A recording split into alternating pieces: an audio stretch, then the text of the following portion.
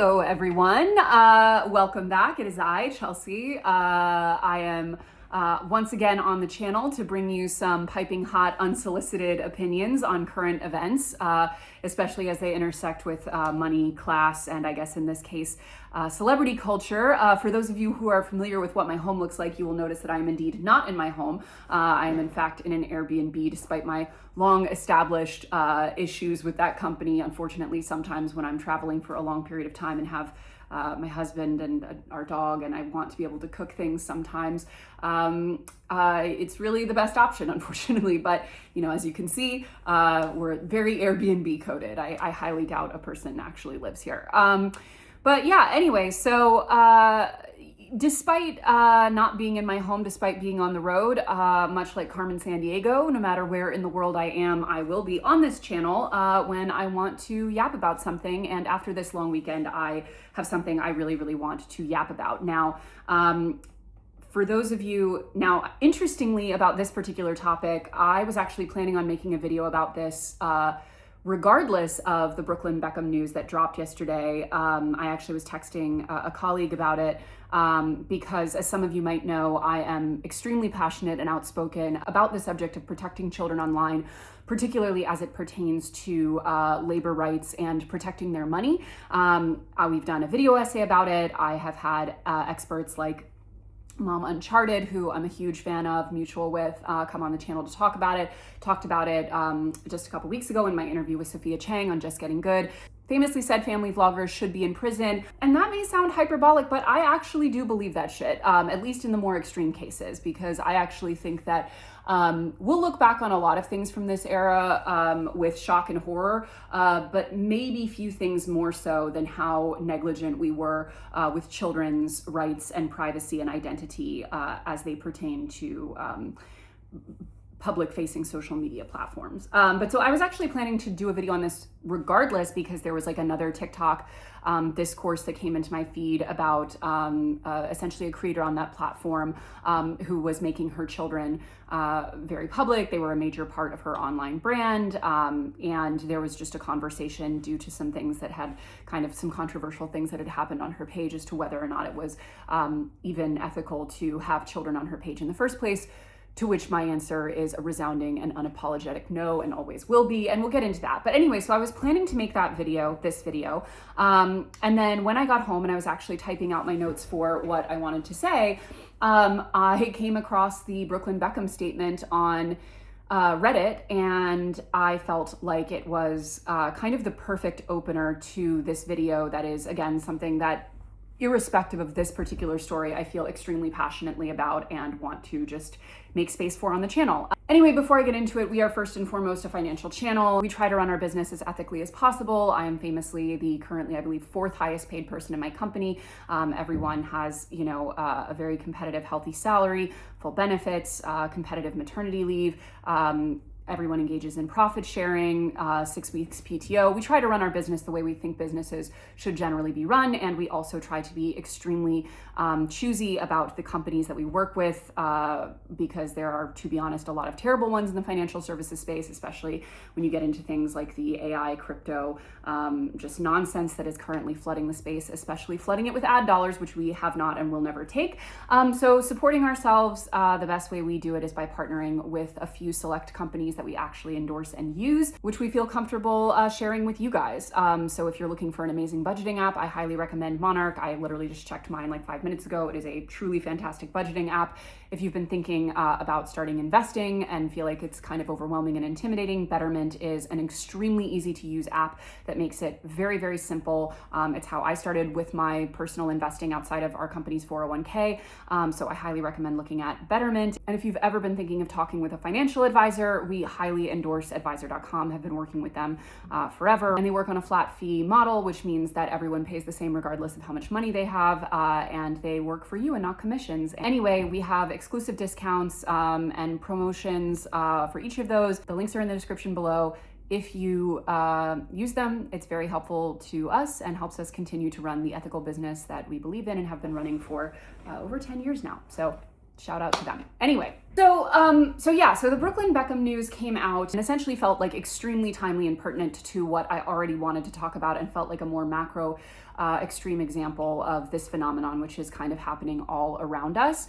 And so I want to start by talking about that and then kind of get into what I wanted to say more generally, because although the Brooklyn Beckham situation is a very unique one in a lot of ways, a lot of the things that we can see playing out and that we can see him saying in his statement is something that not only other slightly less famous children have come out against their parents with, including now in many court cases around the country and around the world. People are starting to sue their parents for this. But it's also something that's happening in real time all around us. And the more we normalize and accept it, the more this will continue to happen, and the longer it will take for our society to truly reckon with how unethical and potentially dangerous this kind of behavior is. And by this kind of behavior, I mean turning your children into a public brand, essentially from birth without their consent. So first and foremost with the Brooklyn Beckham situation. So for those who are not familiar, a very, very top line summary is essentially that for the past year-ish, the public has been aware of the fact that there is an estrangement between Victoria and David Beckham, arguably the most famous couple in the UK, definitely one of the most famous in the world, that they have been estranged from their eldest son, Brooklyn Beckham. There were reports that they had unfollowed him, which were quickly shot down by press reports and even members of their own family saying no. Brooklyn blocked them. Our parents would never unfollow one of their children. There had been a lot of rumors swirling around what was causing this, especially because the other younger children seemed to still be on good terms with their parents, posting positively about them on social media. The parents were also posting things kind of alluding to the idea that, the door was open for their son, that they loved him, etc. Sort of the simultaneous narrative that was building was that Brooklyn, who for context is married to the billionaire heiress Nicola Peltz, who has had some, let's just say, less than savory stories come out about her and her behavior over the years, that essentially she was manipulating him, in her own interest to abandon his family essentially for no reason, so she could have total control and influence over him.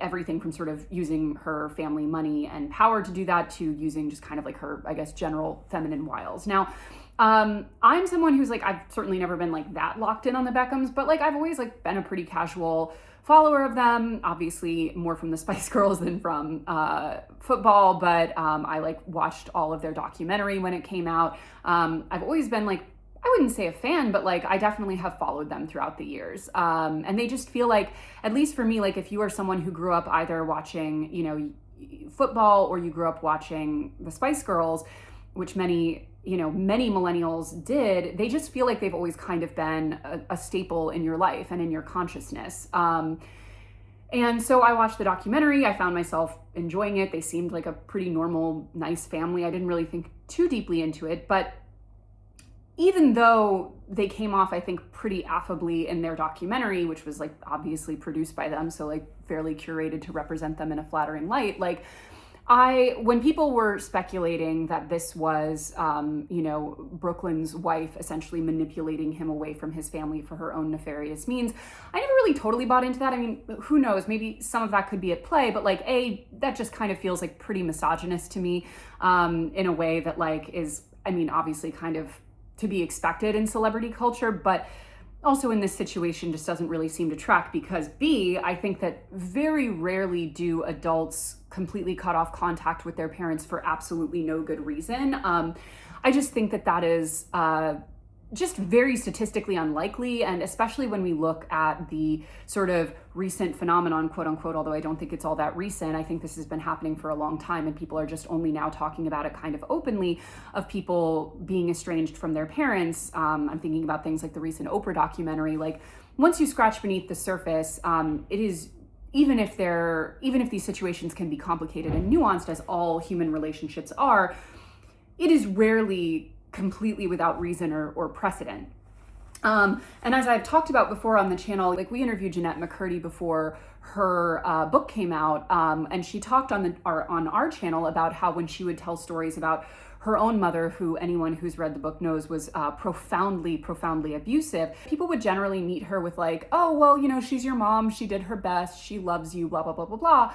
Because like just generally speaking, I think people are very reticent, especially with mothers, to assume the worst. And also there is this kind of cultural discomfort that we've historically had with people not allowing their parents to just have, or their blood relatives, let's say, to just have completely unfettered access to them. We always kind of go on this cultural, if even unspoken, this cultural idea that family is family above all, and that, you know, you have to make it work, and that everyone's trying your best, etc. And I think now the conversation has become more nuanced, and people are starting to be more open to the idea that when adults decide to go no contact with their family, generally that is something that is not only a quite painful decision for them, but it has usually come after many, many, many attempts to salvage the relationship in other ways. And once they have failed, this kind of becomes a last resort. So in Brooklyn's statement, which I'll just put up on the screen, I'll put all the slides up here and you can just pause if you want to read them. In the statement, he talks about several really key reasons why he made the decision to cut off contact from his parents. So there's a variety of pretty compelling anecdotes in what he posted. And I want to say, like, I actually don't think that anyone who is estranged from a relative like owes an explanation to the general public about what led to that. I just don't think that we do. I just don't think we should, as a rule, expect that from people. However, I totally understand why such a public figure would feel compelled to say something, especially when the narrative around that estrangement is becoming so pointed and so bad faith against you, against your spouse, against, you know, what your reasons might be. I can totally understand the desire to say something. It's also worth noting, people pointed this out, but like he could have been paid an obscene amount of money for that statement. He could have been on any program he wanted, any magazine, newspaper, whatever. He released it for free on his Instagram stories just to sort of, you know, get his truth out there and be done with it, which I do generally believe the whole thing, but I also find that to be particularly compelling because it seems very sort of uncoordinated and just, you know, kind of from the heart, so to speak. But obviously there are a variety of anecdotes. A lot of people are focusing on his anecdote about his mother dancing inappropriately on him at his wedding, because I think that one is in many ways kind of the most salacious, the most attention getting, and the most potentially problematic in certain ways.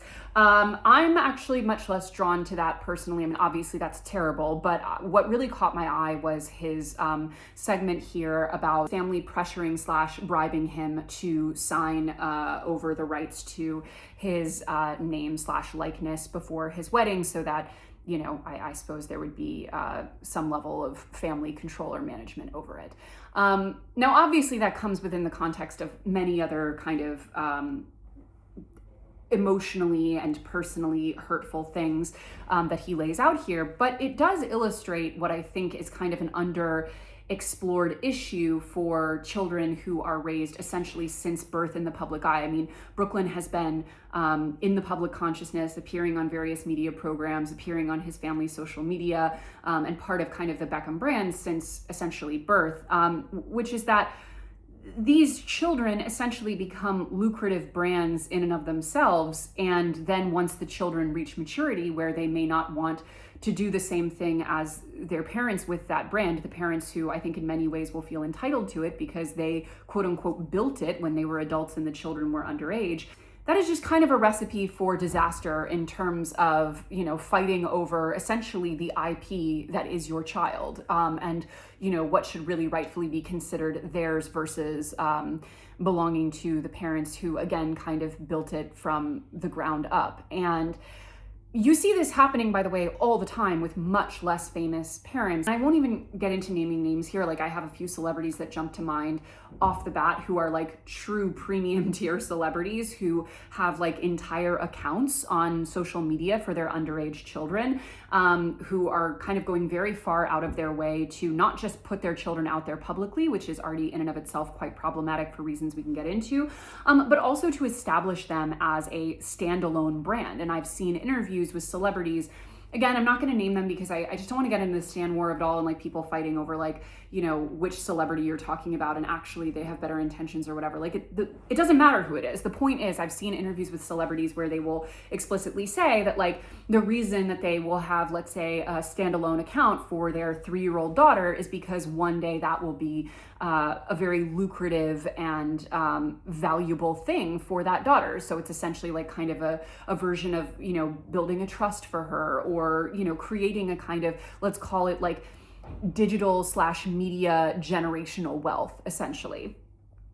So it's not even speculation that for a lot of people, when they are building up their children's brand like this, that there is, I would say in the best case, an assumption that you are building something that will one day be worth money for them, that they'll be able to sort of choose to do with what they like. Now, this obviously trickles down enormously to when you get to the lower tier celebrities. Like, I'm thinking a lot of like reality stars. Like, most reality stars that I know on the shows that I follow on things like Bravo, Peacock, etc., like all of their kids are online. Like, that is a huge part of their of just their online presence, and also their kind of value add. Like, something I think about a lot is the Vanderpump Rules era where they were all having children. I think it was Sandoval who said to Lala, like, you took out your IUD the second Stassi announced her pregnancy, which, I mean, I totally believe, but also it really speaks to I think the perceived social capital that having a child has for especially women who are famous through these platforms. It's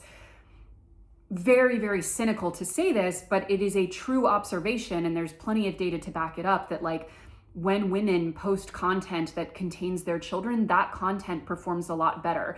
Women are rewarded for showing things like their engagement, their wedding, their honeymoon, their ultrasound, their gender reveal, every stage of their child's life is a really, really fruitful content opportunity. And we know that this content performs better. Whether we believe it or not, whether it's conscious or not, we like when women perform maternity. We like it when they perform matrimony, but we also like it when they perform maternity.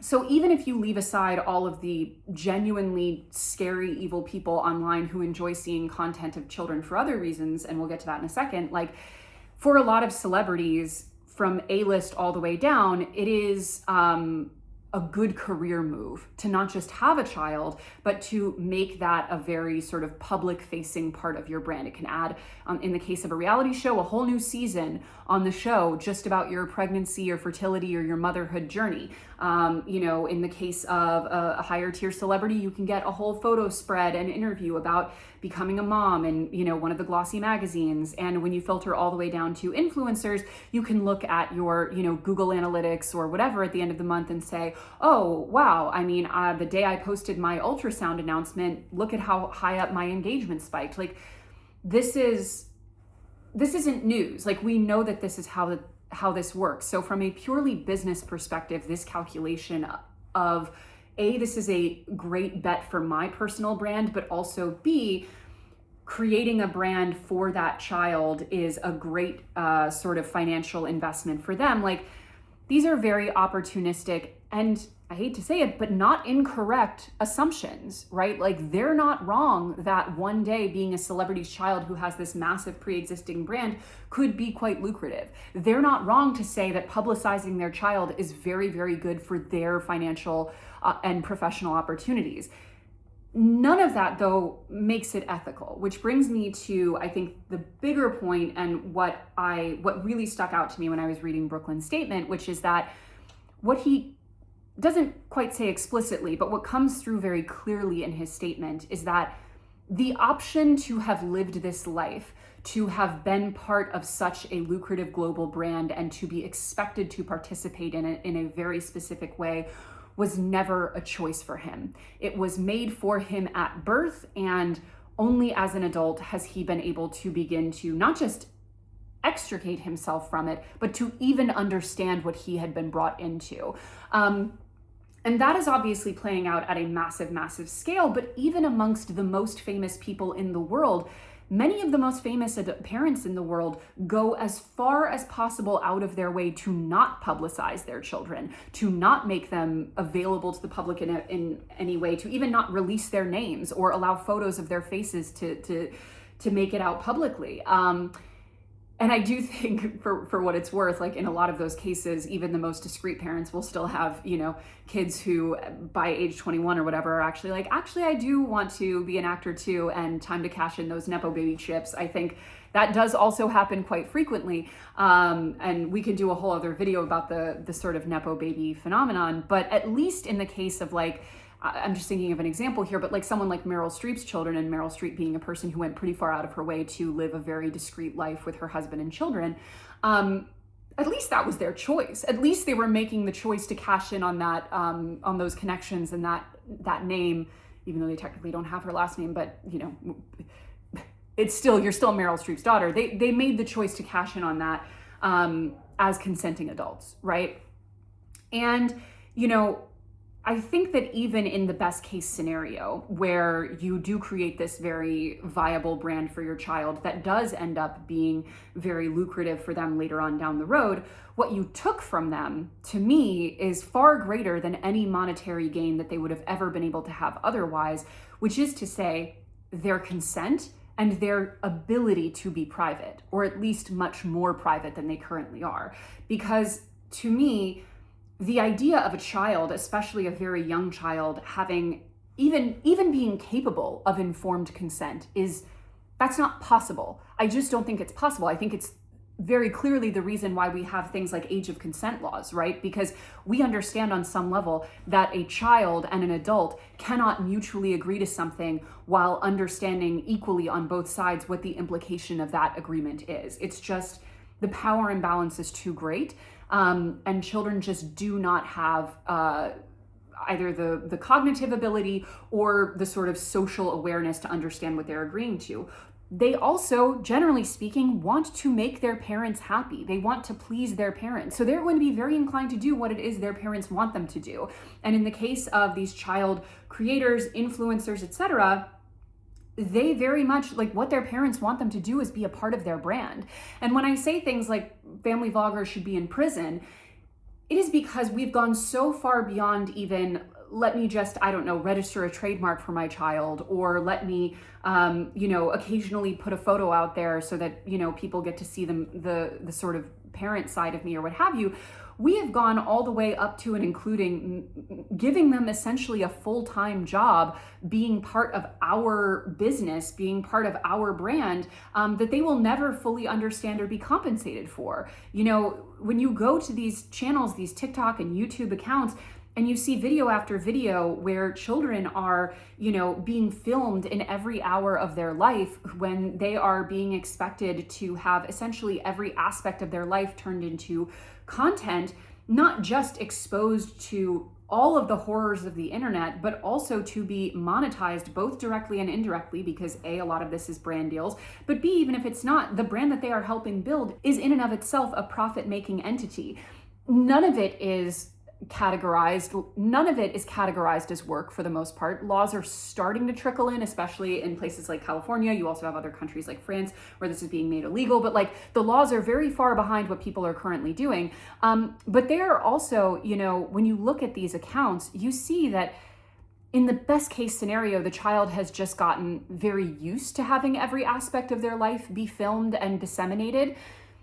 But in the worst case, they've gotten used to the idea that every aspect of their life is a performance. And it's not just a performance to please their parents.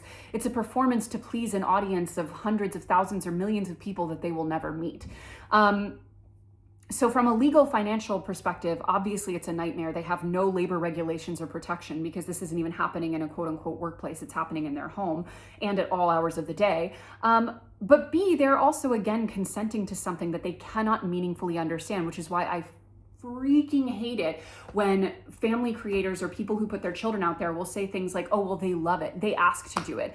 Your child is 5. She doesn't know what that means. She does not understand what it means to not only put her image out there, to not only monetize it, but to essentially give it away for free to any of the worst actors on the internet who want to find that content, which is the other thing that I won't get into in too much detail because I don't want this video to get flagged. But There are a lot of very, very bad people on the internet, and they love watching content of your children. If you go to a video on TikTok of a child in a bathing suit, in a bathtub, eating a popsicle, in their underwear, doing anything like that, look at the number of saves on that video. Look at what happens to these videos. Like, there are not good people out there who love when you post photos of your children. They love watching them in bed. They love watching them run around from behind. They love, I don't even want to talk about it, A, because it's so disgusting, but also B, again, I don't want this video flagged. But the point is, like, a lot of people focus on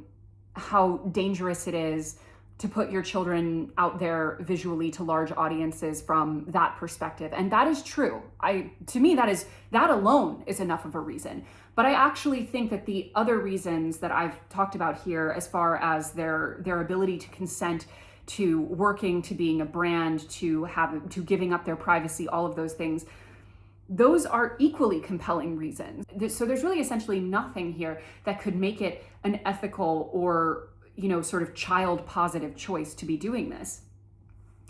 And although I think that the child, the mommy blogging accounts, the family channels, etc., they're obviously the most extreme example in terms of really nakedly exploiting their children for financial and professional gain. Like, you can't deny that their entire business model is based on exploiting their children. It quite clearly is. I suppose in the most generous interpretation, you could say, well, at least they need the money. This is their primary source of income. These people aren't really rich, which I don't think is at all a fair argument, but like, fine, you could say that. When you look at the A-list celebrities who are putting their children out there, and it's not just the Beckhams, there's quite a lot of them who put their children out there, up to and including making them their own social media accounts. They don't need that money. They don't need that money. And even if you were going to say it was for the child's future finances, then just put that money in a trust. Give them money instead of having them sell off their privacy and identity from birth. To do that to your child, to expose them in that way without even needing it for monetary gain is, to me, the most baffling choice of all. Because it really truly says, like, I am so invested in my image as a certain type of person, and in this case as a certain type of parent, that I am willing to throw my child's essentially childhood under the bus in order to secure that. And Brooklyn points out in his statement that his parents are primarily motivated by how their family image appears in the press, on their social media accounts, in filmed or photographed events, etc. That in cases where his father would not even see him privately, he would only see him in public events that were going to then be posted on social media or be in the press. That to me felt the most true of all. I think, I believe it all, but that really resonated with me, because I do think for a lot of cases, like, we've seen many cases now of family channels that have later come out to be horrifically abusive behind the scenes. Obviously, there are things like the Ruby Frankie case, but there have been many, many cases of families promoting this incredibly sort of appealing, curated, perfect image online of what their family life is like. And then behind the scenes, things are either, let's just say, nowhere near as perfect or outright terrible. I think that's quite common. And I think that to see that extends all the way from, the lowliest entry-level family channel all the way up to literally David and Victoria Beckham shows how much social media and this perception of, what our lives look like has completely warped society, has completely warped what we think is normal or acceptable. That the only thing that more than even having a healthy relationship with our children, what we're concerned about is other people believing that we do. Again, mostly strangers, people that we'll never even meet in our lives. And I think one thing that I want to say, just kind of on a personal level, as someone who has been public online since the age of 21-ish. I chose to start, I initially started as a writer. I had several viral articles at the beginning of my career that kind of catapulted my career, and it kind of built from there. My first book was published in 2012, and it just kind of built. I chose to do that, right? I chose to have a public Tumblr that gained a following. I chose to write for publications. I was getting paid, $25 an hour to write for a publication. By the time I was hired full-time to write for them, after a year of being paid $25 an article, and I was being paid, I think my salary was $32,000 a year in New York City, and I had to do, 25 million page views a month just from my own articles. It was a very exploitative and unhealthy working environment for many, many, many reasons, but I chose to do it, right?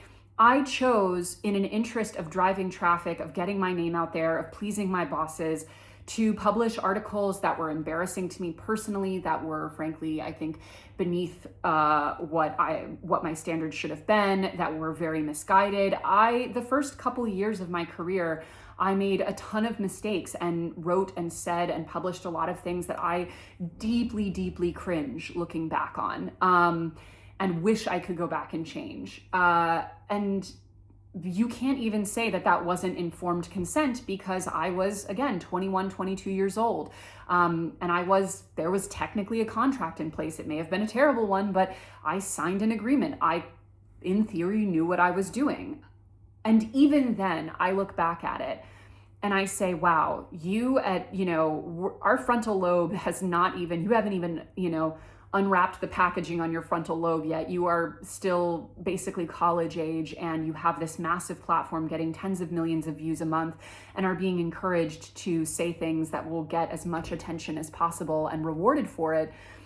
I feel empathy for that version of myself, because I know how much different my brain is at 36 years old, how differently I would navigate a situation like that, what my standards would be now versus then. And again, that was as a 21, 22-year-old. When I think about people putting their children into a similar position where they are putting themselves in front of hundreds, thousands, millions of people before they even understand what that means, exposing them to how awful and cruel and mean the internet can be, how horrendous the internet can be to anyone who puts themselves out there. I can't even describe how angry I feel, right? Because if I can look back at the beginning of my career as a just turning 20 something and think, wow, I really did not understand what I was getting into when I did that, and I wish I had had better judgment, or that someone could have kind of mentored me through that. Then I think about what would have happened if I had that platform at 16, at 12, at 5, what that would have been like, and how my brain would have been shaped by, the reactions of millions of people I will never know online. Something I think about sometimes is Northwest, and the way people talk about her. She's a child, and the way people talk about the way she dresses, about her attitude, about her behavior, and the way they feel so entitled to, I think largely in part because they so greatly dislike her mother and feel that she's kind of an extension of her mother. And she's been, as omnipresent on social media as a child can be, essentially from birth. And I think about what a cruel and negligent thing that is to do for a child, to set them up for that, to ensure that, listen, it's already going to be hard to begin with for any celebrity child to live a quote unquote normal life, but to go so far out of your way to ensure that that will never be possible, and that they will always from birth have made this Faustian bargain where their life is lived in the public eye and under public scrutiny to such an extent, and that all of their mistakes, all of their awkwardness, all of their adolescence, all of their, bad or silly or crazy choices must be made in the most public, unforgiving contexts. Like, it's such an evil thing to do to a kid. It really, really is. And obviously, the Brooklyn Beckhams and the Northwests, and even a lot of these, influencer or reality star or whatever children, they'll probably be fine. But rarely is a problem such as exploiting your child online so goddamn avoidable. Nobody has to do this. Nobody has to do this to their children. And yet we have so normalized, and again, it's not just normalized, This content performs really, really well. People love seeing this stuff. We validate it at every turn. We make it a good business decision for parents to exploit their children, again, especially if those parents are in the public eye. And we have basically created no social consequences to adults knowingly putting their children in, again, in the best cases, unpleasant situations, and the worst cases, outright dangerous ones. And I really think, as I said at the beginning of this video, that we're gonna look back on a lot of this stuff and be just mortified at the way people were behaving. But I think fewer things are going to seem more disgusting to us than how we've allowed children to just be essentially fed to the wolves online to advance their parents' personal image and their bottom line. I think it's unforgivable. I think it should be considered incredibly shameful. I think it should be a total deal breaker. But I fear I may be in the minority on this. I do. It doesn't seem like we're necessarily moving in that direction, but hopefully with more people who can, like Brooklyn speaking out, with more people suing their parents, with more countries passing laws against this, we will start to see a change. And I won't even say I told you so if we do start to see the change. Everyone's welcome. It's never too late to change your mind and say, actually, this shit is really gross and should never have been allowed. Coming in, guys. The water's warm. Bye.